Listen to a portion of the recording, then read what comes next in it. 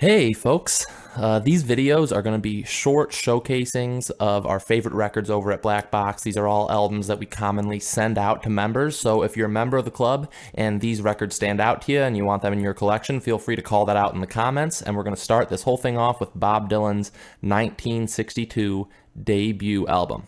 All right, let's go.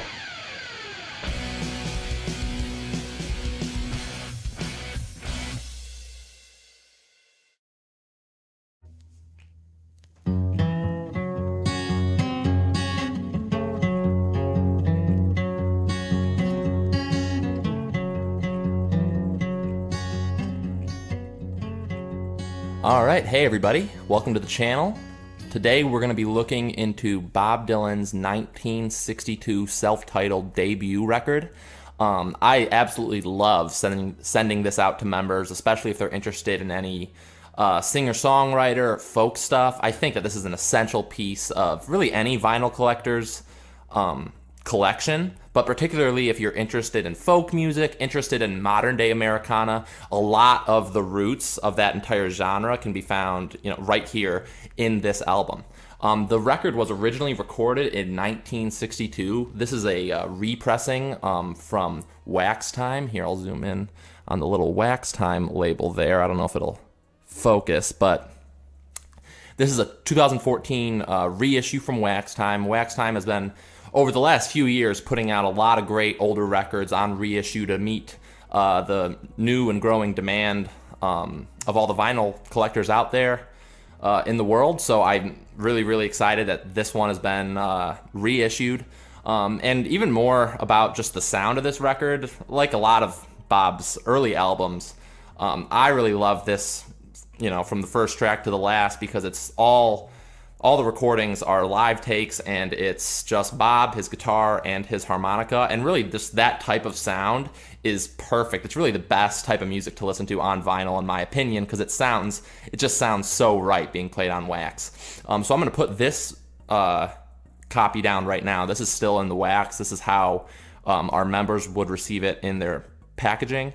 I already have my own copy of this that's already taken out of the shrink, so I'm going to show you how that looks like. This is what the jacket looks like out of the shrink. It's just a single jacket sleeve. It's not a gatefold or anything. But and another interesting part about this reissue is that on the back it features both the original liner notes, and it also has a new appended section that gives more information into the production of the record as a whole and what Bob's career was like at the time. It's a really good read, honestly, just all the stuff on the back here. And yeah, another part about this record is that most of the songs, except for two actually, are all cover songs. It's Bob just recording a lot of his own covers of just traditional folk standards. And I think this is actually a great way to peek into what the early folk scene sounded like. Particularly, I love two songs on here that are really popular songs apart from Bob, and everybody's heard them before, but Bob really delivers unique takes of these songs, and those songs are one, Man of Constant Sorrow, and two, House of the Rising Sun. So everybody knows those tracks, but it's really awesome to hear Bob's unique take on both those songs, and really the whole album from top to bottom. You can really tell what set Dylan apart from a lot of the other folk singers in the early 60s in New York City. He delivers a lot of these songs with a lot more aggressiveness, a lot more grit than I think would have been the norm at the time. And yeah, so from top to bottom, I think not only does this record sound great just from the nature of the songs, just being Bob on guitar with a harmonica, I think it really captures what Bob sounded like at the beginning of his career, right before his celebrity was about to take off to the stratosphere. So it's a great look into that time in music history. I'm going to go show up the vinyl itself now. And this, here, I'll come up. And this record is pressed. It's upside down right now. Here, I'll get it a little better for you. All right, this is the B-side. This record is pressed on 180 gram vinyl, and I'll tell you, the wax sounds really nice. I've had this one for a while now, and it still sounds just as good as the first time I played it. You can really feel the weight when you open it. I'll zoom in close on the label just so you can see. Hopefully that focuses a little bit, and you can see the track list there. I'll flip over to side 1. And there that is. But yeah, again, I absolutely love sending this record out to members simply because it's what I view as a really, really important piece of music history. And Bob really hits these songs out of the park. I actually think, a lot of people like making fun of Dylan for not having a good singing voice. And, well, I kind of understand that. I actually saw him last year, 2 years ago. I saw him live in concert, and, just to be honest, nobody is going to his shows because he has a spectacular, loud, powerful singing voice. But one rebuttal I would give to all the Dylan haters out there is that early in his career, his voice sounds incredibly strong. And all these recordings are just mostly just one-take recordings, and he sounds awesome. From the beginning of the songs to the end, his voice sounds really, really powerful. It sounds really, really aggressive and raspy in that, really appealing way that I like my singer-songwriters to sound. So yeah, I really, really enjoy all these tracks from top to bottom.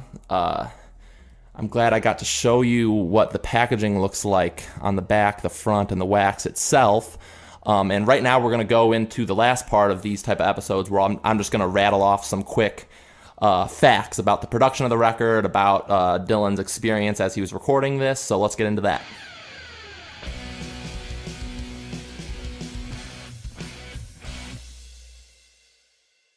Number 1, quick success. Dylan first debuted at the Gerd's Folk City Club in Greenwich Village in April 1961, and not even 8 months later, he was signed to Columbia Records and in the studio recording by November 1961. Number 2, discovering Dylan. Producer John Hammond discovered and signed Bob Dylan after Bob sat in and played harmonica during a session for folk singer Carolyn Hester. Number 3, tribute to Woody. One of just 2 original songs on the album, the track Song to Woody is a tribute song to Dylan's personal hero and famed folk singer Woody Guthrie. Number 4, bootstrap budget. It cost just $402 to record and produce the entire album. Adjusted for inflation, that's about $3,000 today.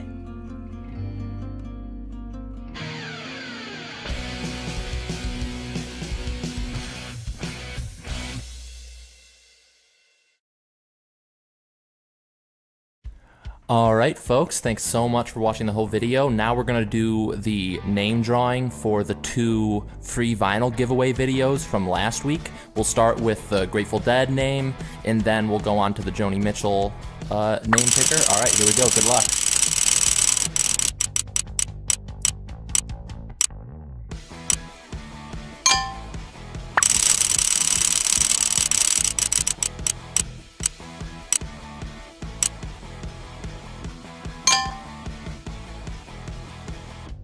All right, and congratulations to Kelsey and Kara, who are the vinyl giveaway winners. I have both your addresses from being a part of the club, so I'm going to be sending these records to you ASAP. Congrats, I hope you enjoy this music. I know I really enjoy the vinyl copies that I have. I'll send these out to you ASAP and send you a tracking link. And if you didn't win with this vinyl giveaway, guys, please subscribe to the channel. We'll probably be doing a similar vinyl giveaway, I'm thinking once a month. So yeah, thanks for watching the video. Make sure to like and subscribe, and I'll see you soon.